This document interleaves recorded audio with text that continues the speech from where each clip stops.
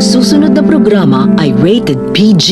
Ito ay nangangailangan ng patnubay at gabay ng magulang para sa mga batang manonood.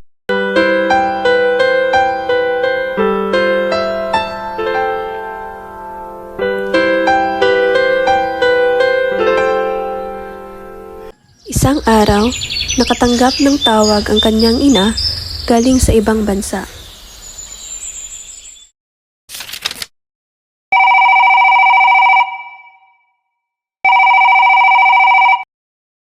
Hello po, sino po sila? Hello po ma'am. Natanggap po kayo sa trabaho at hindi po i-process ang iyong mga dokumento. Anong kailangan nyo na dokumento po? Kailan nyo po kailangan? Kailangan po namin ng iyong dokumento this week upang ma-process at makapagsimula kayong makapagtrabaho na. Sige po.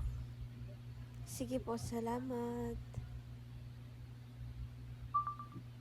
Natapos na ang pagproseso. Nalungkot ang kanyang mag-ama dahil nalaman nila ito. Noy, dito ka na lang. Ito nang umalis. Kailangan ko umalis kasi magtatrabaho naman ako doon. Ano ba? Huwag ka na umalis. Dito ka na lang. Baka may mangyari sa'yo doon. Para din naman sa inyo to eh. Para sa kinabukasan natin to. Kailangan ko din umalis. Wala naman ako pupuntahan doon, hindi ko din trabaho lang. Aalis ako at sa ayaw sa gusto nyo, para sa atin to. Kinabukasan ay aalis ng kanyang ina.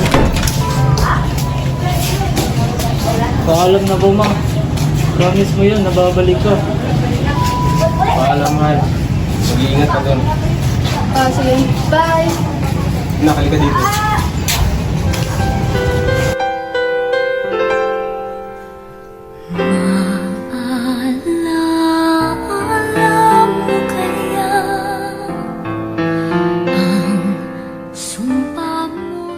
Ilang taon na ang lumipas, hindi na nagpaparamdam ang kanilang pinakamamahal na ina at asawa. Oh, anak. Ano nangyari?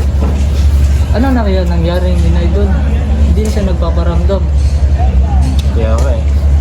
Ano na kaya nangyari sa kanya doon? Ilang taon din siyang hindi napaparamdam sa atin. Baka may nangyari sa kanya doon. Ilang taon na ang lumipas at hindi inakala ni Chris na maiba ng minamahal ang kanyang ama. Sino yung kasama mo tayo? Ito. Ito na pala ang bago mong ina. Palibasa, iniwan na tayo ng mama mo. Kaya naghanap ako ng iba. Ito pala ang anak mo. Magkamukha kayo. Ang pogi katulad mo. Hindi tanggap ni Chris na may ibang minamahal ng kanyang ama. Kinabukasan ay hinatid siya sa kanyang tita upang makapagtapos ng pag-aaral. Nandito pala kayo, kuya? Oo.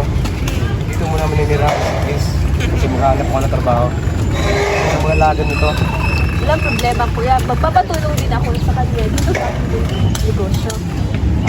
Sige, makapahit na dito, boy, ha?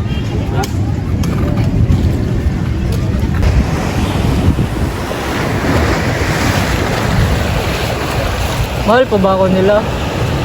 Bakit ganito ang ginagawa nila sa akin? Walang ama, walang ina. Ano ko, hayop? Pareho lang kahit saan. Sana hindi nila ako nabuhay sa mundong ito kung ganito ang pagtrato nila sa akin. Sana namatay na lang ako.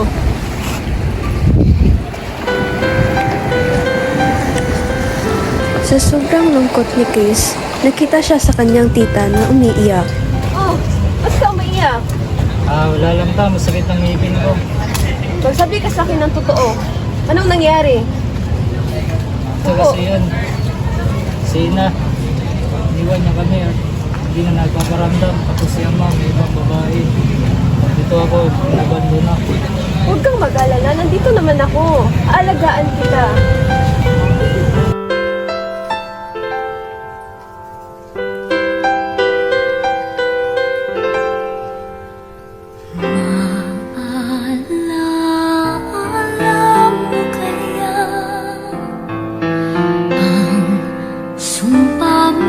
Malapit na akong matapos. 3 taon na lang. Kunting tiis at makamit ko na ang aking mga pangarap.